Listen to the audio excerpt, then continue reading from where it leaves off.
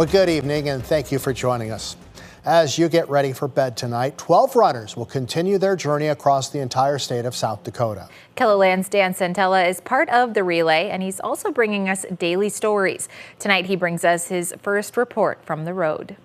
This morning, I had the team's first leg, about an 11-mile segment beginning at the Wyoming border near Spearfish. The timing brought favorable weather for a runner. Cool, little wind, and without the sun's intense rays. Tony Gotch also had pleasant weather conditions, the kind that match his personality. Physically, how'd that first leg feel? It felt great for about 7-8 miles probably, and then my legs started feeling pretty heavy, especially when we turned on that last mile. Because there was a big hill there, I think at like mile 6, and it felt like it went straight up for about 2 blocks.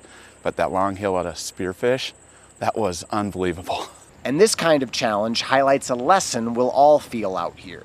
I was trying to think about the people that have gone through a lot worse than me just going up that hill. Like, that was really nothing compared to what they've gone through in life. The 437 Project highlights just how essential mental health is while also raising money for the Helpline Center, a Sioux Falls-based nonprofit. Runner Israel Zins shared his thoughts ahead of his first leg from the comfort of one of our RVs. Yeah, 11 miles, and half of it's uphill. It's gonna be awesome. Is that a little sarcastic? Yeah, just a little. But it was time to finally begin this journey. We're all ready to just get out here and run. I think we were all at the hotel really anxious last night, and everybody was just kind of like, I want to run now. And so now we get to do it today. And today, our teammate Bennett McIntosh got to run underneath this unforgiving South Dakota sun. I'm at a loss for words, and maybe that is the heat talking. so hot. Yeah, I think it'll hit me once I get into the AC and come back out, how hot it really is. But the heat couldn't stop McIntosh, who was inspired by messages coming in through her AirPods from her mom, siblings, friends, and our teammate Christina Schaefer, who was also out running in this heat. And these messages remind McIntosh of one of the 437 Project's biggest messages.